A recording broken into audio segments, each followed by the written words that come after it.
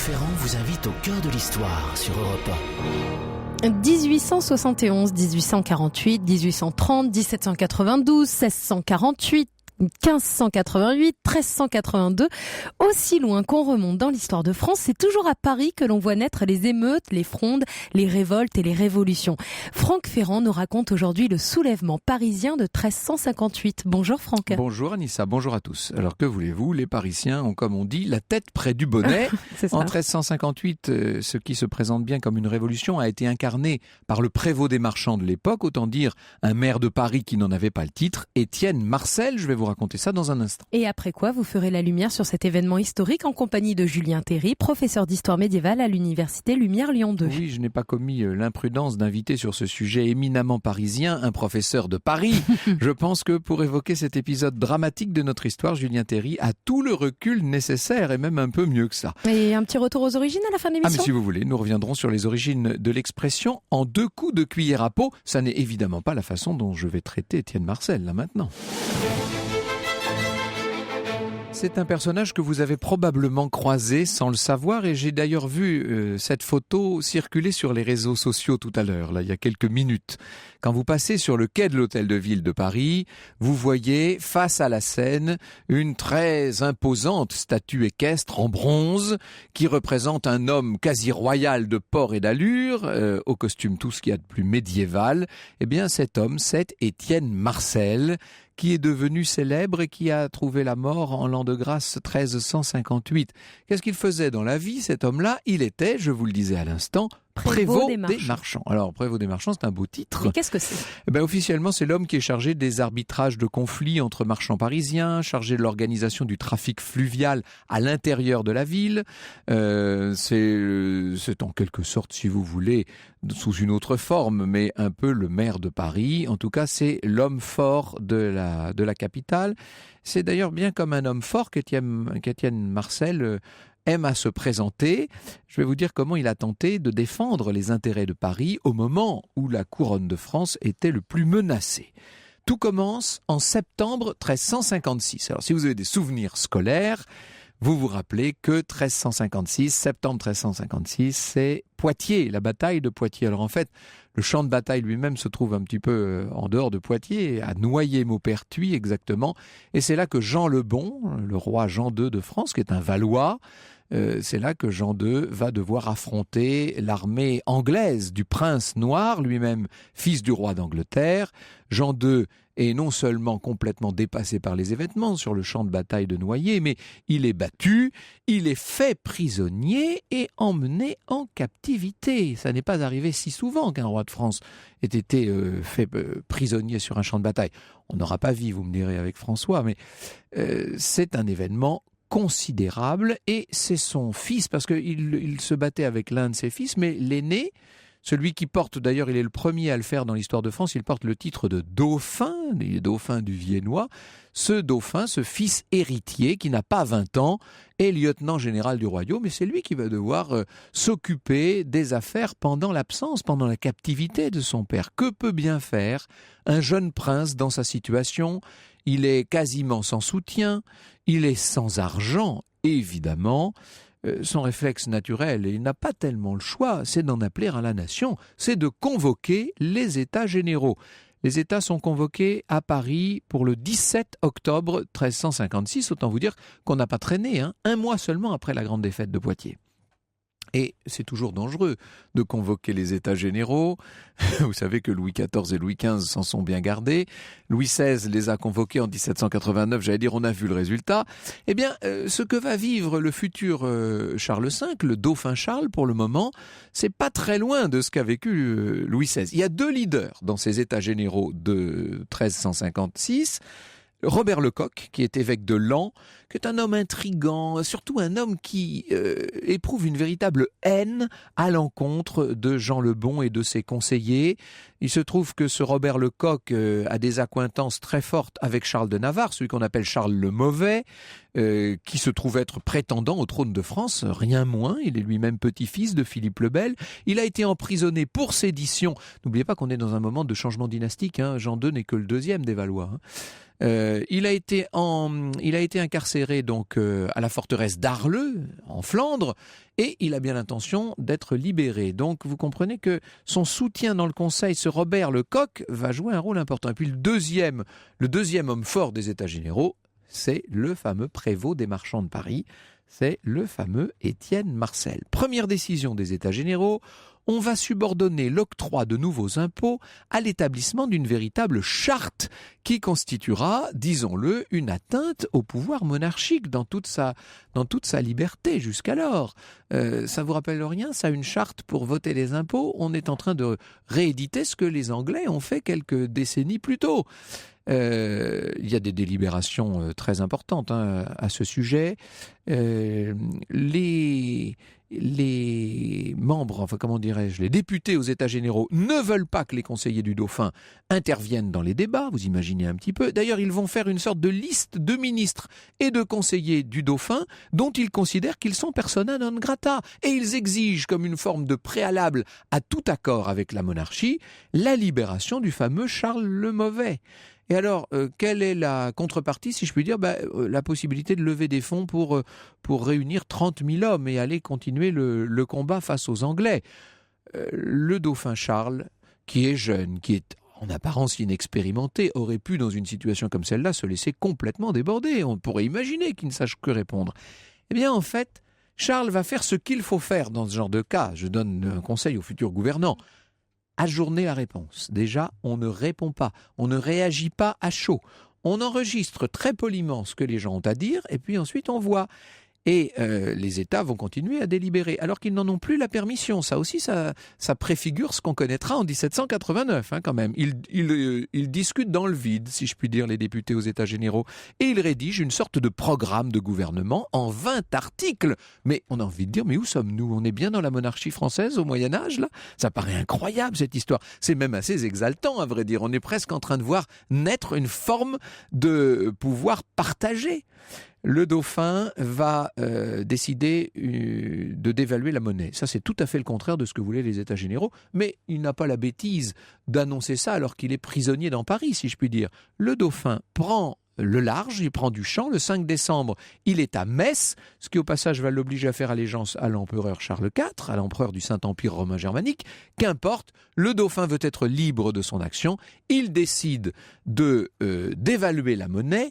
Et quand on est prévôt des marchands et qu'on a des tonnes d'or dans ses coffres, ça c'est une décision qui ne fait pas plaisir. Autant vous dire qu'Étienne Marcel est furieux. Franck Ferrand vous conte l'histoire sur Europe 1. Alors nous sommes au cœur de l'histoire d'Étienne Marcel, ce prévôt des marchands de Paris.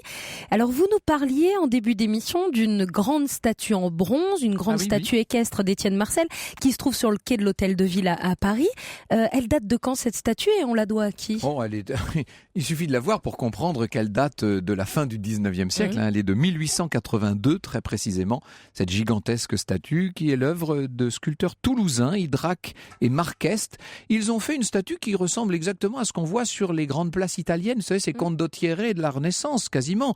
Et le but des sculpteurs, et c'était le programme d'ailleurs, c'était leur cahier des charges si j'ose dire, c'est de complaire au corps municipal de Paris qui veut absolument, on est à 1882, c'est l'ancrage de la République, c'est les républicains qui ont vraiment pris le pouvoir cette fois, et ils ont bien l'intention de faire figurer Étienne Marcel au premier rang de ceux qui auraient émancipé le peuple d'une certaine manière et conduit, si l'on veut, jusqu'à la République. C'est en tout cas comme ça qu'on le considérait au XIXe siècle. Alors, Étienne Marcel, disons-le, avant de défendre le peuple, défend les corporations.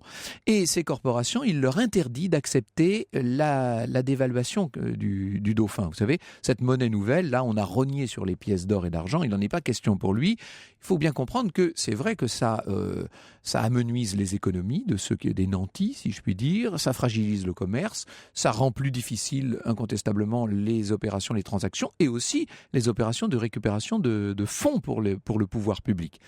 Le dauphin rentre à Paris le 14 janvier 1357. Il a fière allure, il est stupéfiant aux côtés du duc de Normandie, il ne fait pas pitié, disons-le, il entre l'épée à la main par la porte Saint-Antoine et il veut marquer sa prééminence d'une certaine manière. Inutile de vous dire que ça n'impressionne pas beaucoup Étienne Marcel. Étienne Marcel est un grand marchand drapier. Vous savez, il est l'héritier d'une longue lignée de marchands. Il a des liens avec la banque, non seulement la banque parisienne, mais bien des banques de toute l'Europe.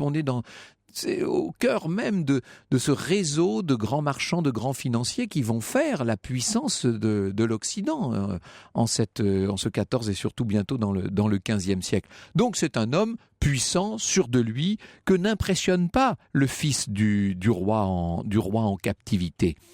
On exige, quand je dis on, c'est Étienne et Marcel et son entourage, on exige que le dauphin se sépare d'un certain nombre de ses conseillers, qu'il révise la question monétaire, que tout ça soit écrit, soit signé de sa main et surtout, on exige qu'il convoque une deuxième session des États généraux pour le mois de février 1357. Autrement dit, on va être quasiment en session permanente. Pendant tout ce mois de février 57, les séances sont denses, sont agitées. L'Assemblée va rédiger quelques 61 requêtes. Ce sont des requêtes qui reprennent, en les radicalisant d'ailleurs, les grandes revendications des États généraux de 1355. Donc, ce qui est en train de naître, c'est une forme d'esquisse de constitution. Vous imaginez ce dont on est en train de parler là, c'est quand même assez extraordinaire. Et en contrepartie, le dauphin, certes, se voit accorder donc sa fameuse armée de 30 000 hommes soldés par la nation. On ne peut pas dire que l'échange soit très équilibré. Seulement, le prince Charles n'a pas le choix. Il est bien tenu d'aller au bout il doit boire la coupe jusqu'à la lie, si je puis dire. Il va promulguer le texte sous le nom de Grande Ordonnance. La promulgation est du 3 mars 57. Grande ordonnance. Vous voyez qu'on n'est pas très loin de la grande charte anglaise, là encore une fois. Cette grande ordonnance va faire un bruit considérable dans toute l'Europe. Et naturellement, elle revient aux oreilles de Jean II, qui lui se trouve en captivité de l'autre côté de la Manche. Et le sang du roi régnant, même s'il est captif, ne fait qu'un tour. Dans une lettre très ferme, un vrai modèle d'ailleurs de rhétorique, le roi Jean le Bon rejette entièrement la grande ordonnance, ça il n'y va pas par quatre chemins, il interdit toute réunion des États, voilà, comme ça c'est réglé, et il s'oppose à la levée de tous les impôts qui ont été octroyés. Ça c'est très intelligent, parce que en s'opposant à la levée des impôts, le roi sait très bien d'abord qu'il sème la pagaille en France et qu'il va se rendre d'autant plus populaire. Vous imaginez notre bon roi qui est déjà captif du méchant Anglouais et qui en plus veut qu'on ne paye plus d'impôts. Il devient l'homme le plus populaire, ce roi captif. Naturellement, Étienne Marcel et Robert Lecoq, ne l'oublions jamais, ne vont pas s'arrêter pour autant si bon chemin. Sitôt publiée la lettre royale, ils entrent en désobéissance. Il convoque les États généraux pour le 30 avril. Écoutez, de simples particuliers, en l'occurrence un marchand drapier qui se permet de convoquer les États généraux alors que le roi vient de les interdire, moi j'appelle ça une révolution. Parce qu'on dit non, mais Étienne Marcel, c'est pas une révolution. Comment voulez-vous appeler ça ? C'est évidemment une révolution. Quand même, la question qui se pose maintenant, c'est de savoir si la population va suivre Étienne Marcel. Si les gens se mettent avec lui, se liguent avec lui, si je puis dire, eh bien tout simplement, c'en sera fini de la monarchie capétienne. Franck Ferrand vous conte l'histoire sur Europe 1.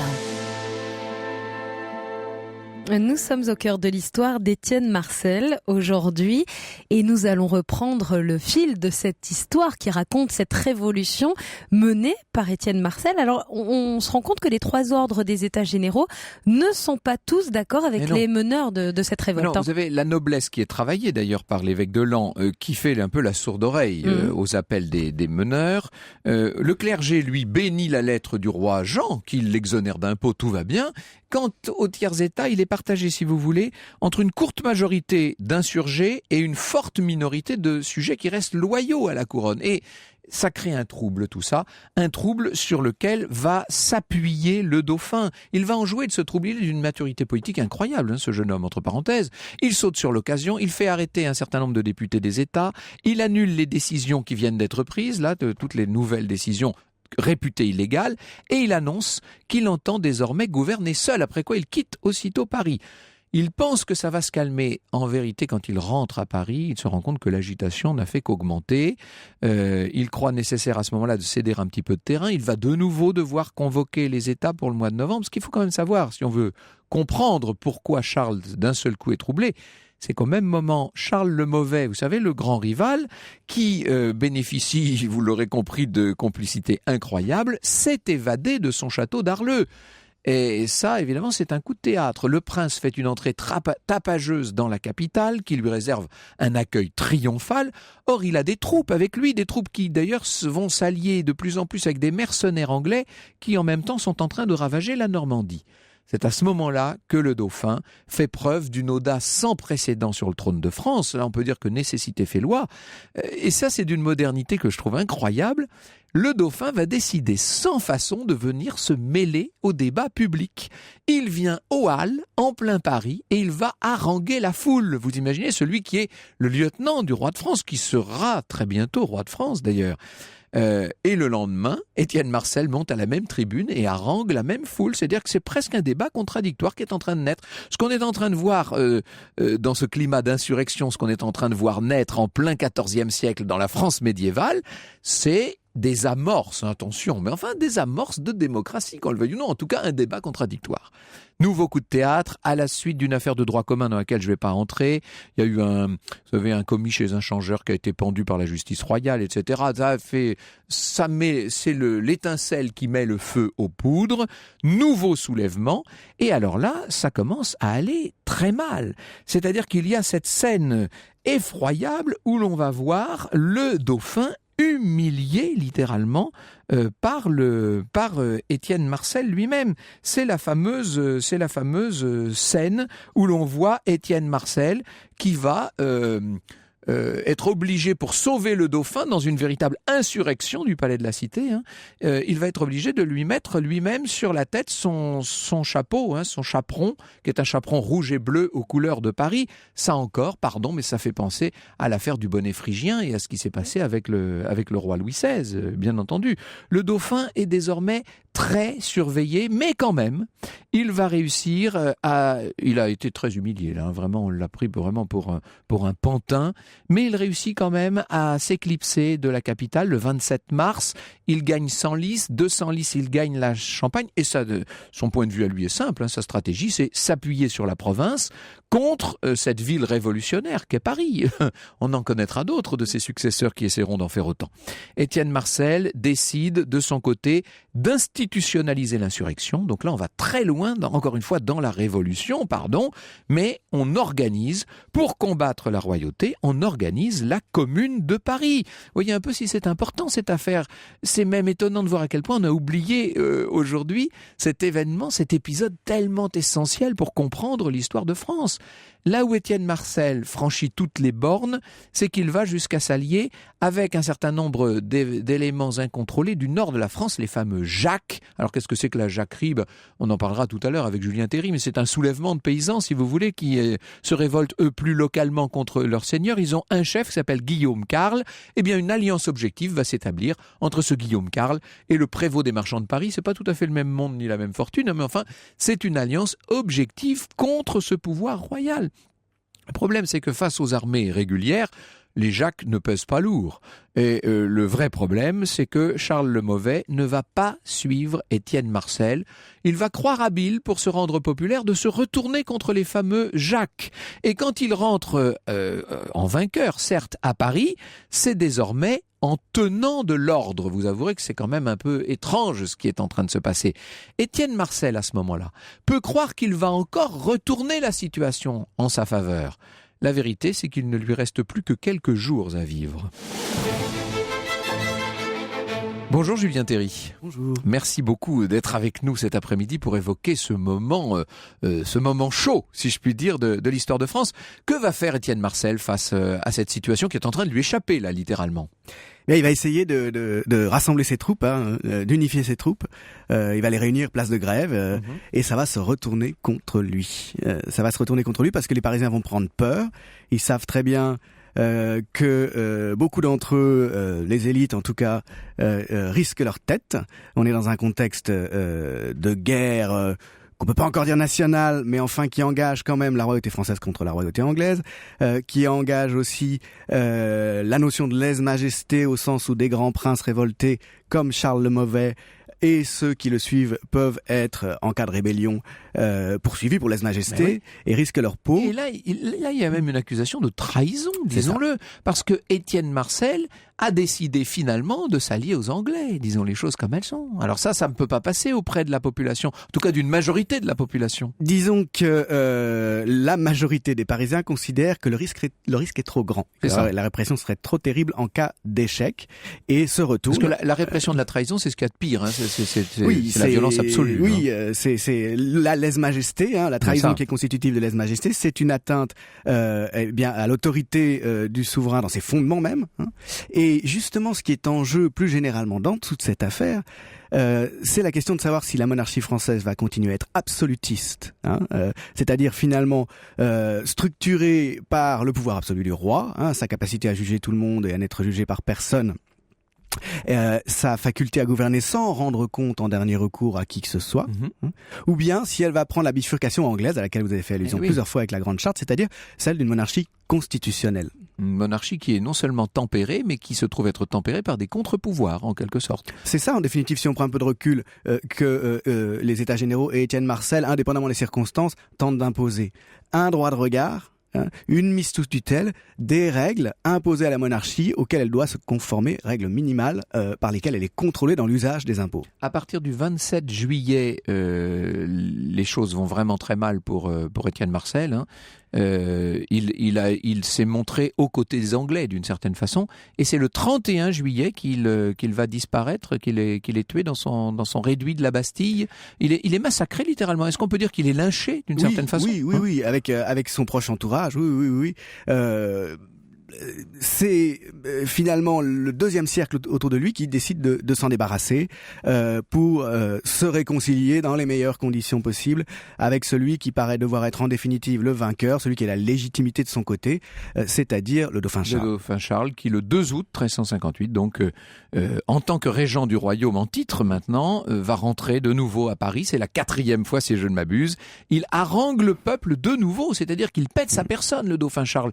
On n'a jamais vu ça pour le moment. Et il déclare une amnistie générale. Décidément, voilà un homme habile. Les Valois se sont montrés habiles dans les débuts de la dynastie quand même. Hein. Ils ont su, j'allais dire, brosser le peuple dans le sens du poil. C'est ça, ils ont réussi à surmonter cet événement qui aurait pu être absolument catastrophique, qu'il a été dans une certaine mesure, mais pas pour la dynastie elle-même, qu'a été la capture de Jean le Bon et l'énorme rançon exigée par les Anglais. Alors cette question de la nature même de la monarchie française, et aussi cette question du pouvoir quel est le pouvoir qu'on peut reconnaître aux membres de la nation, 3 États réunis, eh bien c'est ce que nous allons essayer de voir ensemble dans un instant.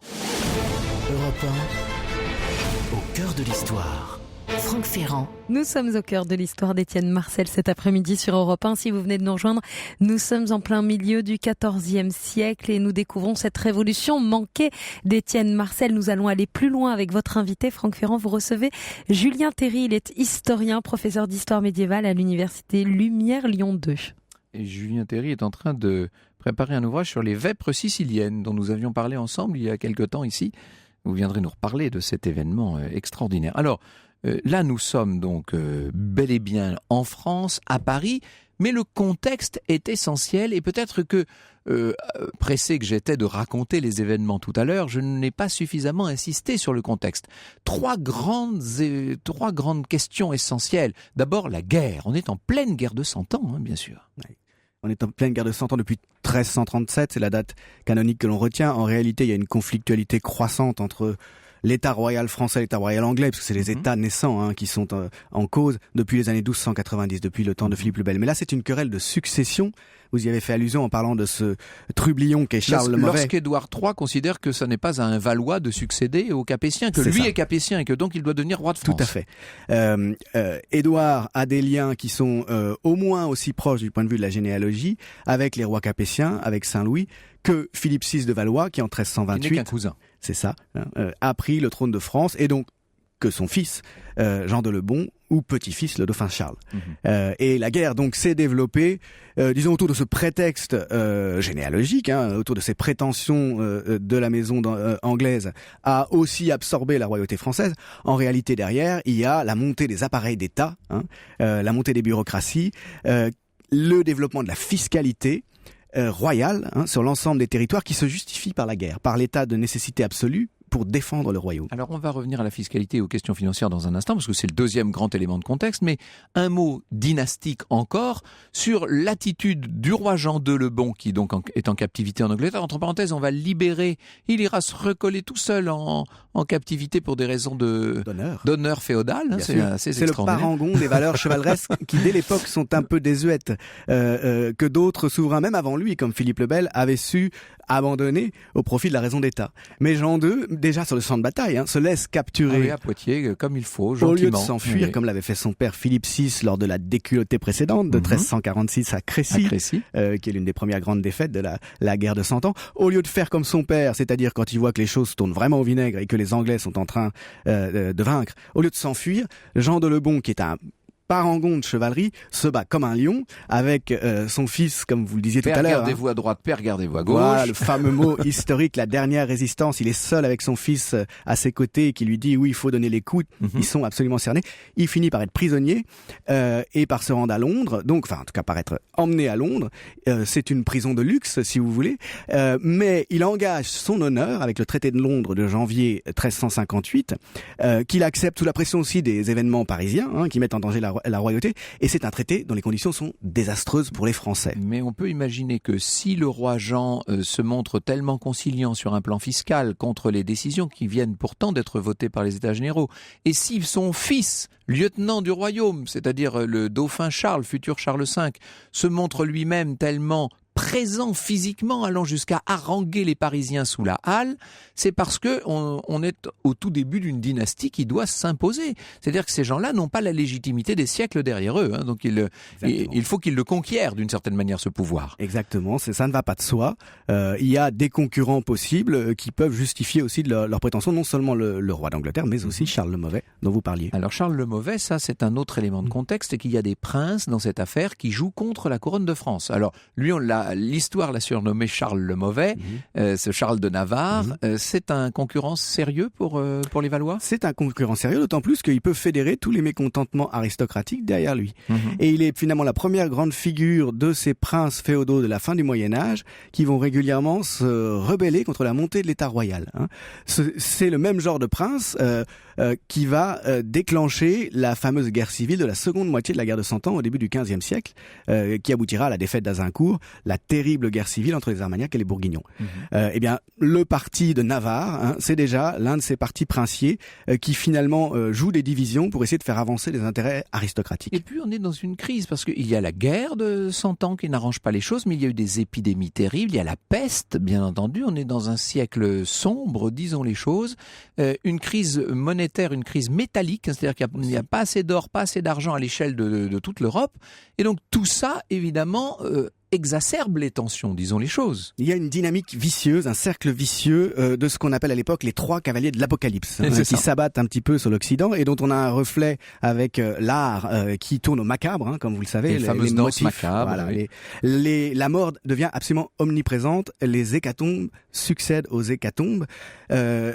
Quel est le facteur premier? On ne sait pas vraiment, mais en tout cas, ce qui est sûr, c'est que les guerres déclenchent des famines à retardement, parce que les récoltes sont détruites, les paysans ne peuvent pas travailler. Ces famines affaiblissent les populations et ça favorise les épidémies. Exactement. Et l'un des résultats, c'est l'un des pires cataclysmes que l'humanité ait connu, en tout cas en Occident, la grande peste de 1348, qui quand même, en 2 ans, un peu partout en Europe, tue entre 30 et 50% de la population. C'est-à-dire que 10 ans avant les États généraux, et même moins puisque ça se termine en 1352, cette grande peste, il faut se représenter que quasiment la moitié de la population a disparu. Et en quelques jours, en fait, à chaque fois que la peste passait quelque part, puisque en fait, elle se déplace. Donc les gens, tous les acteurs dont nous parlons là depuis le début de cette émission, ce sont des gens qui, dans leurs souvenirs, dans leur chair, ont encore présente cette lutte contre la peste. Ce sont les survivants de la peste. Donc ça joue un rôle aussi, bien sûr. Bien Tout sûr. ça va favoriser la révolution. Et puis il y a les révoltes des campagnes, et notamment celle des Jacques. Ça, on y vient dans un instant. Europe 1 au cœur de l'histoire. Franck Ferrand. Nous sommes au cœur de l'histoire d'Étienne Marcel et au cœur de cette révolution de 1358. Nous allons plus loin avec votre invité, Julien Théry. Il est historien, professeur d'histoire médiévale à l'université Lumière Lyon 2. Et si vous voulez continuer, vous aussi, après 15h, eh bien, je vous conseille de vous précipiter dans votre kiosque puisqu'il y a le numéro d'Historia actuellement en vente dans lequel vous racontez cette révolution d'Étienne Marcel. Donc dépêchez-vous de vous procurer ce numéro d'Historia. Étienne Marcel est à l'honneur. D'ailleurs, à la fin de l'émission, si vous voulez, on reviendra un peu sur sa personnalité, sur qui il était et pourquoi il a agi comme il l'a fait. Mais restons un peu sur le contexte pour le moment et nous parlions des Jacques et des jacqueries. Qu'est-ce que c'est que ces mouvements-là, Julien Théry? C'est certainement la plus grande révolte paysanne du Moyen-Âge en France. En Angleterre, un peu après, il y a celle de 1381 qui ressemble beaucoup, la révolte des paysans de 1381. C'est une révolte qui se développe comme une traînée de poudre au printemps 1358, exactement, donc pendant les moments cruciaux à Paris dont vous parliez pour l'ensemble de l'histoire de la monarchie.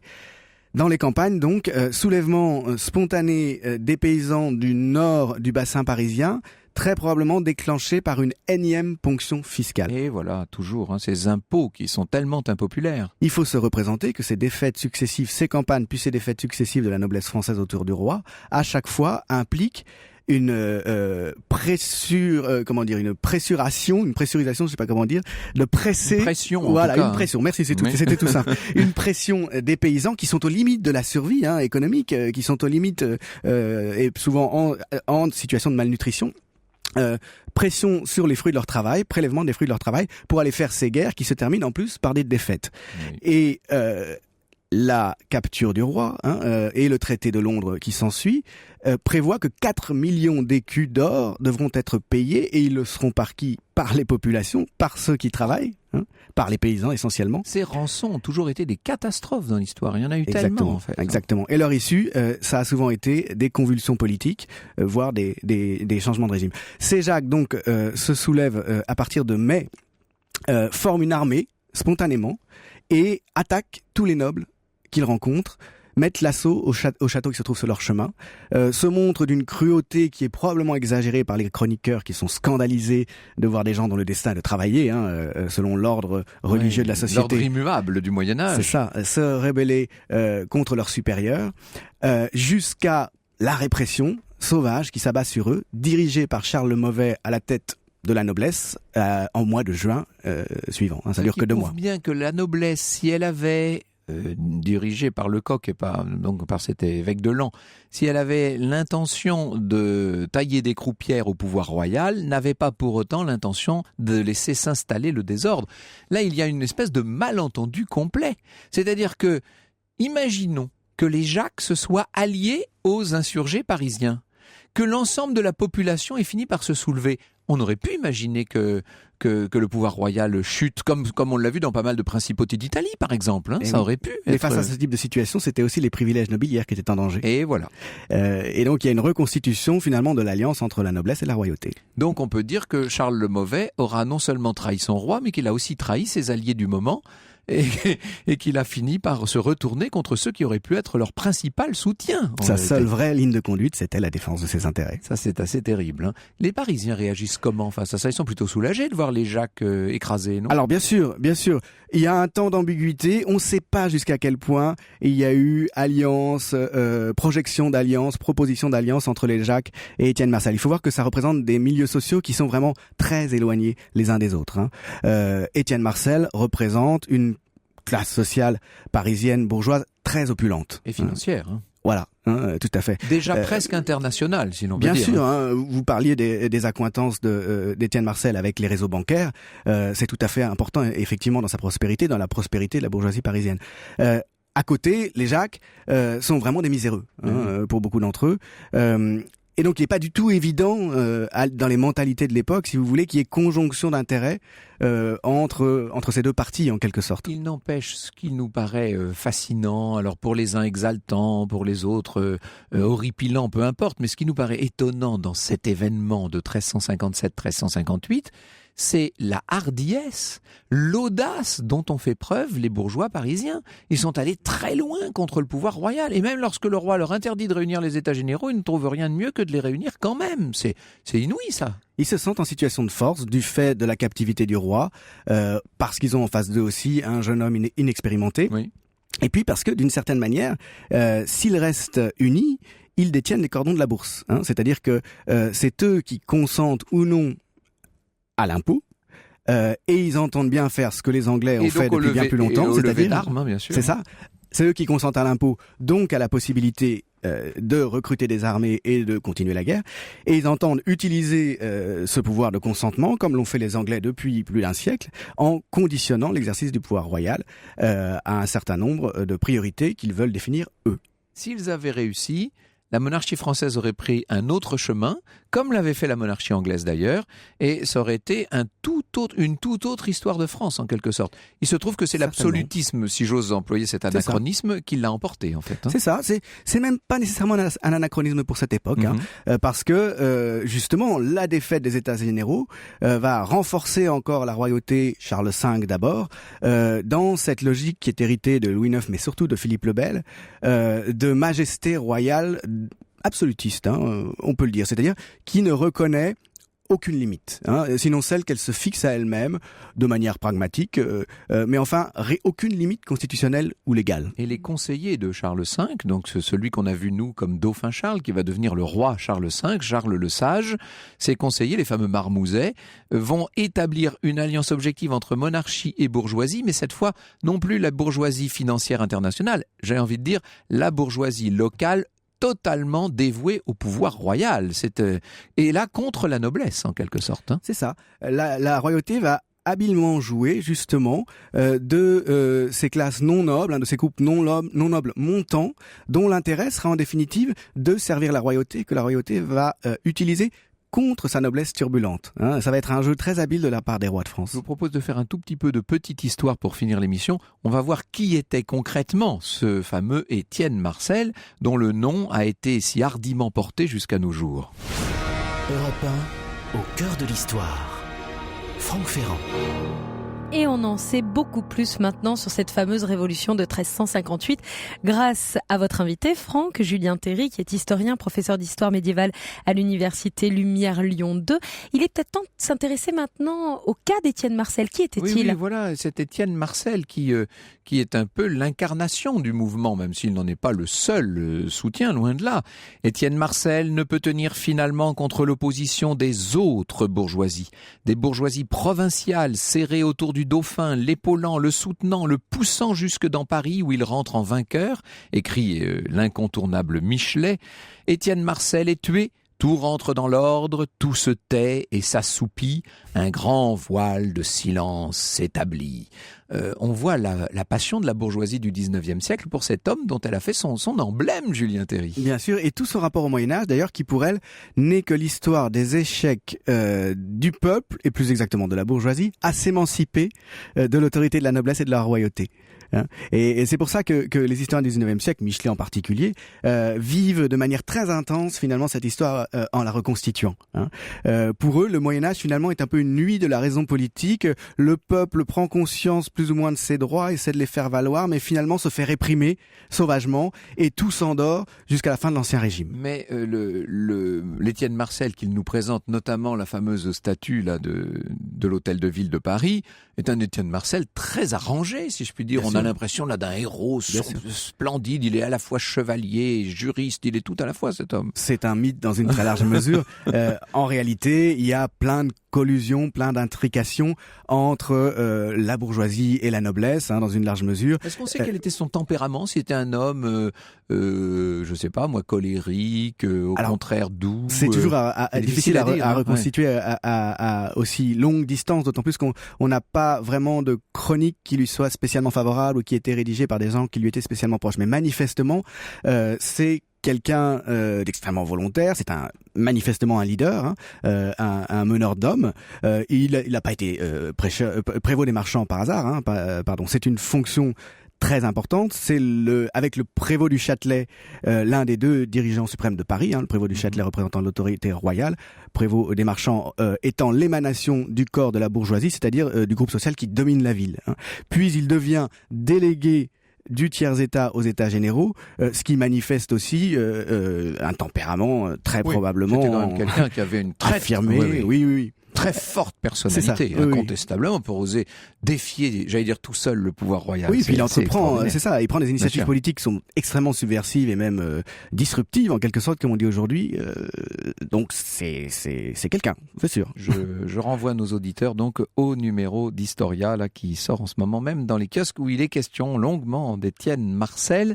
Et je rappelle, Julien Théry, que votre livre des sentences de l'inquisiteur Bernard Guy, les extraits choisis de ce texte fondateur, reparaît en format de poche chez CNRS Éditions, dans une version qui d'ailleurs est augmentée. Merci beaucoup d'être venu nous parler de ce moment crucial.